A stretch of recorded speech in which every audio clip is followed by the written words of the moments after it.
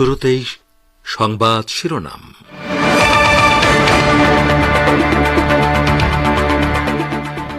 শত্রুতা বাদ দিলে মার্কিন উত্তেজনা কমানো এবং ইইউ এর সাথে সম্পর্ক প্রতিষ্ঠা করা হবে, ইরানের নতুন পররাষ্ট্রমন্ত্রীর ঘোষণা।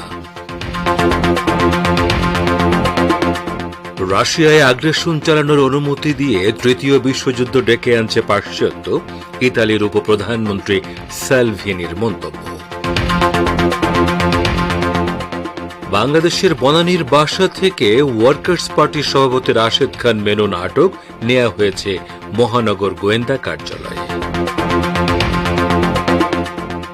এবং আরজি করে চিকিৎসক ধর্ষণ ও খুনের ঘটনা তদন্ত রিপোর্ট সুপ্রিম কোর্টের খটকা, ময়না তদন্তের আগেই অস্বাভাবিক মৃত্যুর মামলা।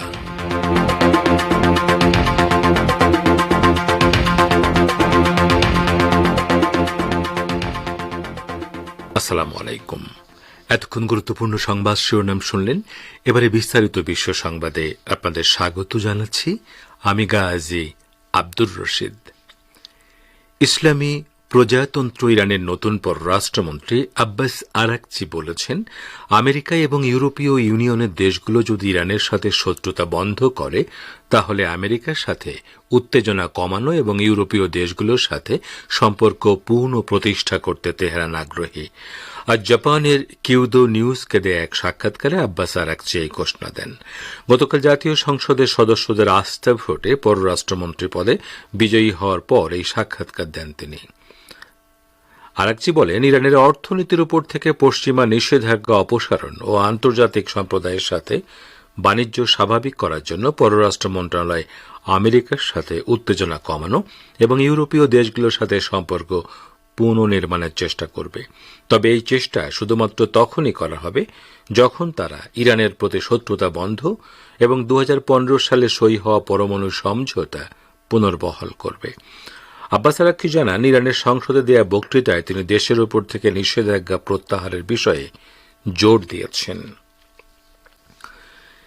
ইসলামী প্রজাতন্ত্র ইরানের বিমান প্রতিরক্ষা বাহিনীর commander brigadier general Ali Reza Sabahi Fard বলেছেন, ইরান হচ্ছে মধ্যপ্রাচ্যে বিমান প্রতিরক্ষা খাতের প্রধান শক্তি। তিনি বলেন, এটি একটি অনস্বীকার্য সত্য যে এই অঞ্চলে আমরাই বিমান প্রতিরক্ষা ক্ষেত্রে নিরঙ্কুশ শক্তি এবং বিশ্বেরও অন্যতম প্রধান শক্তি। জেনারেল ফার্দ আরও বলেন, শত্রুরা ভালো করেই জানে যে ইরান কোনো দেশের উপর নির্ভরশীল নয় এবং ইরানের বিশেষজ্ঞদের নকশায় তৈরি করা সরঞ্জামাদি আমাদের হাতে রয়েছে। তিনি জোর দিয়ে বলেন, 1980-র দশকে ইরাকে চাপিয়ে দেয়া 8 বছরের যুদ্ধ এবং দেশের সামরিক শক্তি বাড়ানোর প্রয়োজনীয়তার বিষয়ে ইসলামী বিপ্লবের নেতা আয়াতুল্লাহিল উজমা খামেনেইর নির্দেশে প্রতিরক্ষা সক্ষমতা অর্জনে অবদান রেখেছে। সাবাহি ফার্দ দাবি করেন, ইরানের সশস্ত্র বাহিনীর বিমান প্রতিরক্ষা বিভাগ বর্তমান দেশকে রক্ষা করার জন্য তার সেরা অবস্থানে রয়েছে। ইরান শত্রুদের লক্ষ্যবস্তুতে পরিণত করতে এবং প্রয়োজনে তাদের লক্ষ্য করে ক্ষেপণাস্ত্র নিক্ষেপ করতে প্রস্তুত রয়েছে। ইহুদিবাদী ইসরায়েল এবং লেবাননের ইসলামী প্রতিরোধ আন্দোলন হিজবুল্লাহর মাঝে তীব্র উত্তেজনার মধ্যে দখলদার বাহিনী দক্ষিণ লেবাননের 10টিরও বেশি এলাকায় বিমান হামলা চালিয়েছে। ইসরায়েলি বাহিনী ঘোষণা করেছে, বৃহস্পতিবার রাতে তারা বিমান হামলা চালিয়েছে। ইসরায়েল দাবি করছে, হিজবুল্লাহর অস্ত্র গোদাম, সামরিক অবকাঠামো এবং একটি লঞ্চ প্যাডে হামলা চালানো হয়েছে। আল মায়াদিন টিভি চ্যানেল জানিয়েছে, লেবাননের কাফার কিলা, কাউথারিয়াত, আল সিয়াদ, রামিয়া, জিপকিন, আইতা আল-শাব, মাহাইবির, কাফার চুবা এবং সেবা ফার্মকে লক্ষ্যবস্তু করা হয়েছে। তবে হামলার সম্ভাব্য প্রাণহানি ও ক্ষয়ক্ষতির কোনো খবর পাওয়া যায়নি। গত 7 অক্টোবর থেকে ইসরায়েল ফিলিস্তিনের অবরুদ্ধ গাজা উপত্যকায় বর্বর আগ্রাসন ও গণহত্যা চালাচ্ছে। এর প্রতিবাদে হিজবুল্লাহ ইসরায়েলের বিরুদ্ধে প্রায় নিয়মিতভাবে হামলা চালাচ্ছে। এর মধ্যে গত 30 জুলাই বৈরুতে হিজবুল্লাহ সামরিক কমান্ডার এবং সংগঠনের মহাসচিব সাইয়েদ হাসান নাসরুল্লাহর উপদেষ্টা ফুয়াদ শুকুরকে শহীদ করে ইসরায়েল। পশ্চিমা দেশগুলো ইউক্রেনকে অস্ত্র সরবরাহ চালিয়ে গেলে তৃতীয় বিশ্বযুদ্ধ বেঁধে যেতে পারে বলে হুঁশিয়ারি দিয়েছে ইতালি। দেশের উপপ্রধানমন্ত্রী মাত্তিও সালভিনি বুধবার রোমে এক বক্তৃতায় বলেছেন, কিয়েভ সরকারকে আরও বেশি অস্ত্র সরবরাহ করার অর্থ হবে তৃতীয় বিশ্বযুদ্ধ ডেকে আনা। তিনি আরও বলেন, রাশিয়ার ভূখণ্ডে অনুপ্রবেশ করে দেশটির জনগণকে হত্যা করা হবে একটি বিপর্যয় যা নাটকীয়ভাবে একটি বিশ্বযুদ্ধের রূপ নেবে। ইতালির এই উপপ্রধানমন্ত্রী গত জুন মাসে ইউরোপীয় পার্লামেন্ট নির্বাচনের আগে এক বক্তব্যে স্পষ্ট করে দিয়েছিলেন যে রাশিয়ার অভ্যন্তরে হামলার কাজে ব্যবহার হবে না এমন নিশ্চয়তা ছাড়া ইউক্রেনকে কোনো অস্ত্র দেওয়ার বিষয়টিতে রোম অনুমোদন দেবে না। তখনও তিনি বলেছিলেন, রাশিয়ার অভ্যন্তরে কাউকে হত্যা করা হবে সোজা তৃতীয় বিশ্বযুদ্ধে ঢুকে যাওয়া।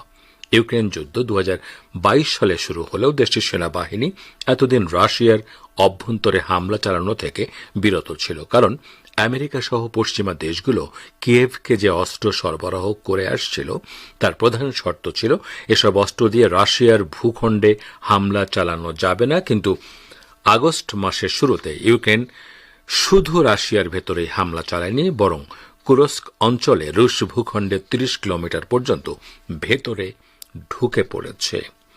আপনারা বিশ্ব সংবাদ শুনছেন রেডিও তেহরান থেকে, আর প্রচারিত হচ্ছে বাংলাদেশ ও ভারতে শর্টওয়েভ 25 মিটার ব্যান্ডে, এছাড়া বিশ্বজুড়ে ইন্টারনেট ও স্যাটেলাইটে। ওয়ার্কার্স পার্টির সভাপতি ও সাবেক মন্ত্রী রাশেদ খান মেননকে আটক করেছে বাংলাদেশের আইন শৃঙ্খলা রক্ষাকারী বাহিনী। আজ বিকেলে তাকে বনানীর বাসা থেকে আটক করা হয়। তাকে আটক করে মহানগর গোয়েন্দা কার্যালয়ে নেওয়া হয়েছে বলে ডিএমপি সূত্র জানিয়েছে। 10ম জাতীয় সংসদ নির্বাচনে আওয়ামী লীগের নেতৃত্বাধীন সরকারের বেসামরিক বিমান ও পর্যটন মন্ত্রী ছিলেন রাশেদ খান মেনন। এছাড়া আওয়ামী লীগের নেতৃত্বাধীন 14 দলীয় জোটের তিনি অন্যতম নেতা। নবম সংসদ থেকে পরবর্তী সব নির্বাচনে আওয়ামী লীগের সঙ্গে ছিল এই জোট। সর্বশেষ ছাত্র জনতার আন্দোলনে বল প্রয়োগ করে পরিস্থিতি নিয়ন্ত্রণে সমর্থন দেন 14 দলের নেতারা। বাংলাদেশের 8টি জেলার 50টি উপজেলার 357টি ইউনিয়ন বন্যা কবলিত হয়েছে। এসব জেলার প্রায় 4.5 লাখ পরিবার বন্যায় পানিবন্দী হয়ে আছেন। ফেনীর এবং ব্রাহ্মণবাড়িয়াতে বন্যার পানিতে ডুবে 2 জন মারা গেছেন। আজ দুপুরে সচিবালয় মন্ত্রণালয়ের নিয়মিত ব্রিফিংয়ে এসব তথ্য জানান দুর্যোগ ব্যবস্থাপনা ও ত্রাণ মন্ত্রণালয়ের অতিরিক্ত সচিব KM আলী রেজা। তিনি বলেন, আজ দুপুরে 1টা পর্যন্ত পাওয়া তথ্য অনুসারে এখন পর্যন্ত বন্যা আক্রান্ত জেলার সংখ্যা 8টি। জেলাগুলো হল ফেনী, কুমিল্লা, চট্টগ্রাম, খাগড়াছড়ি, নোয়াখালী, মৌলভীবাজার, হবিগঞ্জ ও ব্রাহ্মণবাড়িয়া। তিনি আরও বলেন, 8টি জেলায় ক্ষতিগ্রস্ত মানুষের সংখ্যা 29,04,964 জন। এখন পর্যন্ত ফেনীতে ও ব্রাহ্মণবাড়িয়াতে 2 জন মারা গেছেন। 1534টি আশ্রয় কেন্দ্র খোলা হয়েছে জানিয়ে তিনি বলেন, আজ দুপুর 1:30 পর্যন্ত 75,678 জন আশ্রয় নিয়েছেন। আশ্রয় কেন্দ্রগুলোতে প্রায় 7,500 গবাদি পশু আশ্রয় নিয়েছে। 8টি জেলাতে মোট 444টি মেডিকেল টিম কাজ করছে। ফেনীতে সেনাবাহিনী ও নৌবাহিনী কাজ করছে। বন্যা প্লাবিত জেলাগুলোতে জেলা প্রশাসককে বৈষম্য বিরোধী ছাত্র আন্দোলনের সমন্বয়ক, সেনাবাহিনী, মেডিকেল টিম ও অন্যান্য স্বেচ্ছাসেবকদের সঙ্গে সমন্বয় করে কাজের জন্য প্রয়োজনীয় নির্দেশনা দেওয়া হয়েছে। ভারতের পশ্চিমবঙ্গের আরজিকর মেডিকেল কলেজ ও হাসপাতালে চিকিৎসক ধর্ষণ ও খুনের ঘটনায় সিবিআই এর জমা দেয়া তদন্ত রিপোর্টে বলা হয়েছে তারা তদন্তভার নেয়ার আগেই সব বদলে গেছে।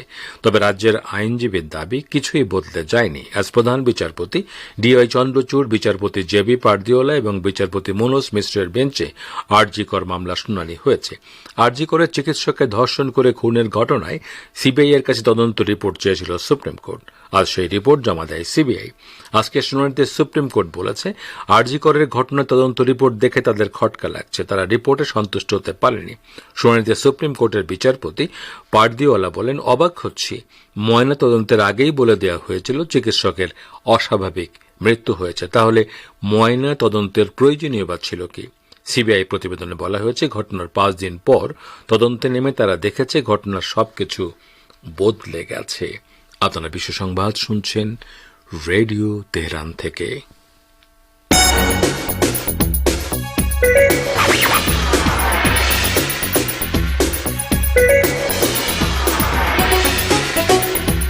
রেডিও তেহরান, খবরের সঙ্গে 24 ঘন্টা। ভিজিট করুন আমাদের ওয়েবসাইট parstoday.ir/dn।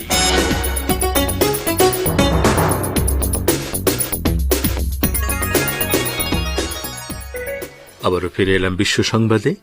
ইহুদিবাদী ইসরায়েলকে তেল ও জ্বালানি সরবরাহ করার সাথে জড়িত দেশগুলো অবরুদ্ধ গাজা উপত্যকায় দখলদার শক্তি যে যুদ্ধ অপরাধ সংগঠিত করছে তার সাথে জড়িত থাকার জন্য অভিযুক্ত হতে পারে।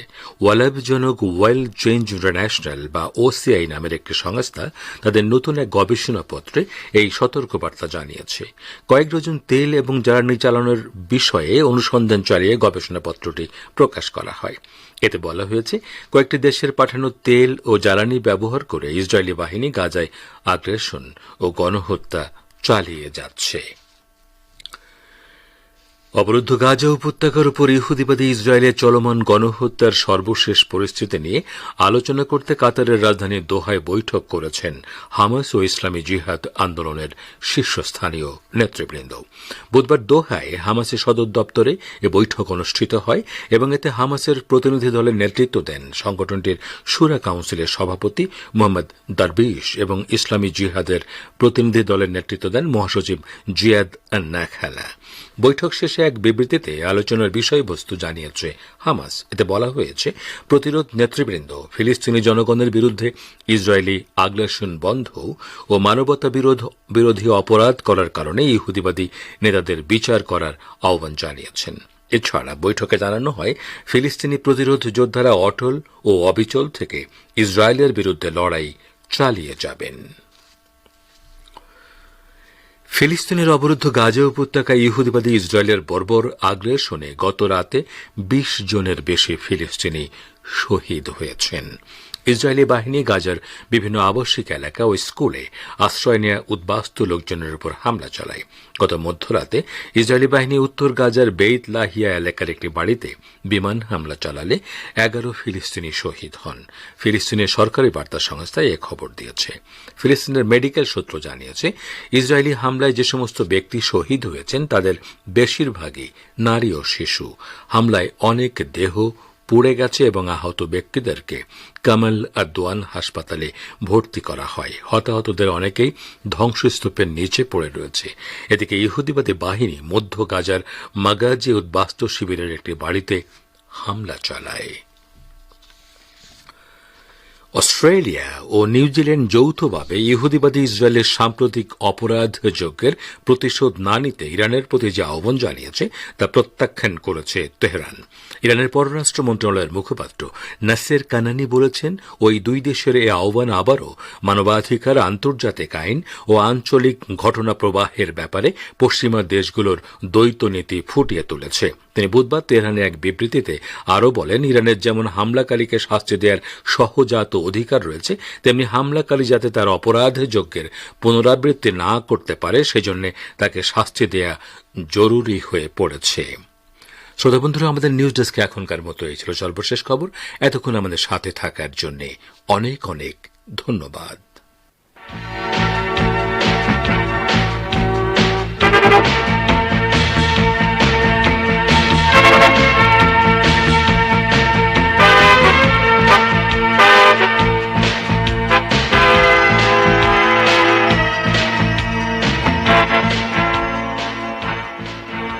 বিশ্ব সংবাদ শুনলেন রেডিও তেহরান থেকে।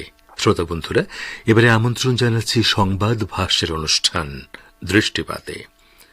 একজন বিশ্লেষকের মতে, ইসরায়েলি সেনাবাহিনী এবং অবৈধ এ দেশটির প্রতি যদি মার্কিন যুক্তরাষ্ট্রের সমর্থন না থাকত, তাহলে নেতানিয়াহুর একার পক্ষে গাজা সহ এ অঞ্চলের কোথাও এভাবে অপরাধযোগ্য চালিয়ে যাওয়া সম্ভব হতো না।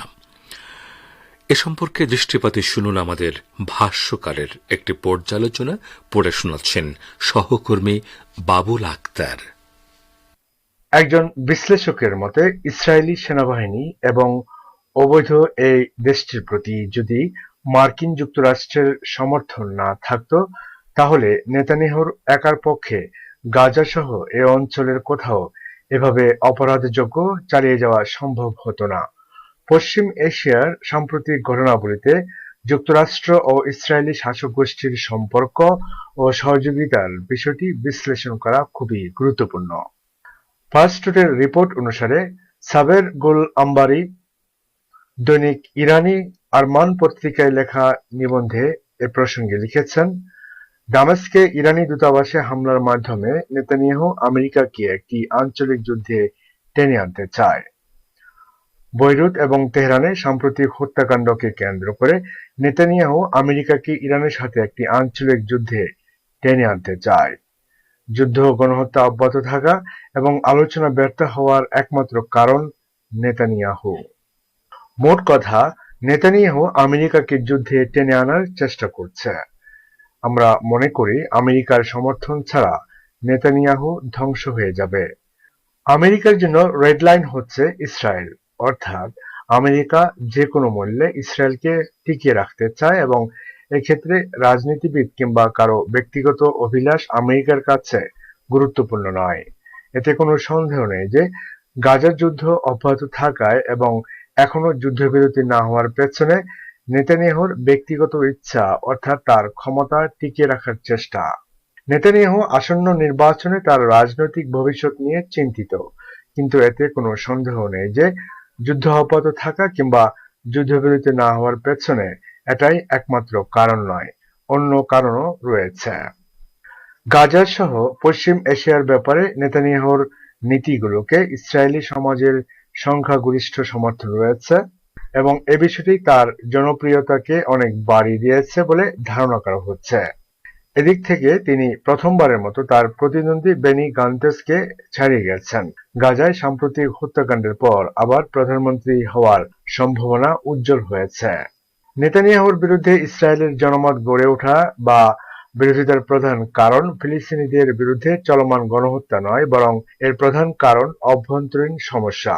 ৭ অক্টোবরের হামলা এবং কখনো কখনো যুদ্ধ অব্যাহত রাখা নিয়ে সৃষ্ট অভ্যন্তরীণ মতবিরোধ। উদাহরণস্বরূপ, নেতানিয়াহুর বিরোধীরা মনে করে যে জিম্মিদের জীবন বাঁচানোর জন্য একটি যুদ্ধবিরতি মেনে নেওয়া উচিত এবং তারপরে ইসরায়েল সরকার ভবিষ্যতে যখনই চায় যুদ্ধ পুনরায় শুরু করতে পারে।